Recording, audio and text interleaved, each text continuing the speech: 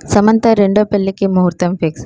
వరుడు ఎవరంటే 'ఏ మాయ చేసావే' సినిమాతో సమంత తెలుగు ఫిలిం ఇండస్ట్రీకి పరిచయమైంది. ఆ తరువాత పవన్ కళ్యాణ్, మహేష్ బాబు, ఎన్టీఆర్, రామ్ చరణ్, అల్లు అర్జున్ వంటి హీరోల సరసన నటించి తనకంటూ ప్రత్యేక గుర్తింపు సంపాదించుకుంది. ఇక ప్రస్తుతం తెలుగులో సినిమాలు తగ్గించింది శ్యామ్.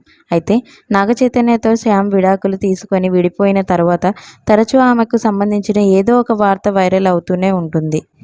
ఇక నాగచైతన్య, శోభితను రెండో పెళ్లి చేసుకున్న తర్వాత సమంత కూడా రెండో పెళ్లి చేసుకుంటుందనే వార్త టాక్ ఆఫ్ ది టౌన్గా మారింది. ప్రస్తుతం తెలుగులో సినిమాలు తగ్గించిన ఈ భామ హిందీలో, హాలీవుడ్లో పలు సినిమాల్లో, వెబ్ సిరీస్లలో నటిస్తూ బిజీగా గడుపుతోంది. కానీ గత కొంతకాలంగా సమంత బాలీవుడ్ డైరెక్టర్ రాజ్ నిడోమెర్తో డేటింగ్లో ఉన్నారని గుసగుసలు వినిపిస్తున్నాయి. కొద్ది రోజుల క్రితం శ్యామ్, రాజ్ కలిసి పికిల్ బాల్ టోర్నమెంట్లో కనిపించారు. ఆ కార్యక్రమంలో ఒకరి చేయి ఒకరు పట్టుకొని ఉండటం ఫుల్ హాట్ టాపిక్ అయ్యింది.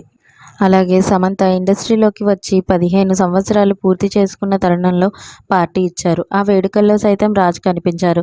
దాంతో వారిద్దరూ త్వరలోనే పెళ్లి కూడా చేసుకోబోతున్నారని జోరుగా ప్రచారం జరుగుతోంది. ఇక రాజ్ అండ్ డీకే డైరెక్టర్ చేసిన 'ఫ్యామిలీ మ్యాన్ 2' వెబ్ సిరీస్లో సమంత నటించింది. ఆ సినిమాలో ఆమె చేసిన బోల్డ్ పాత్ర కారణంగానే నాగచైతన్యకు, ఆమెకు మనస్పర్ధలు వచ్చాయని అంతా అనుకున్నారు.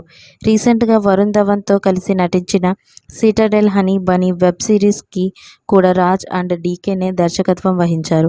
దాంతో వీరు రిలేషన్షిప్లో ఉన్నారని భావిస్తున్నారు. త్వరలోనే వీరి ప్రేమ విషయం అధికారికంగా వెల్లడించనున్నారని ప్రచారం జరుగుతోంది.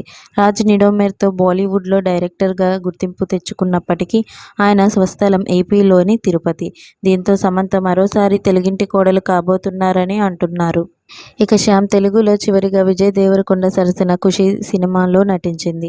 ఆ తర్వాత 'సిటాడెల్ హనీ బనీ' అనే యాక్షన్ వెబ్ సిరీస్లో నటించింది. సమంత ప్రస్తుతం 'రక్త బ్రహ్మాండ్' వెబ్ సిరీస్లో నటిస్తున్నారు.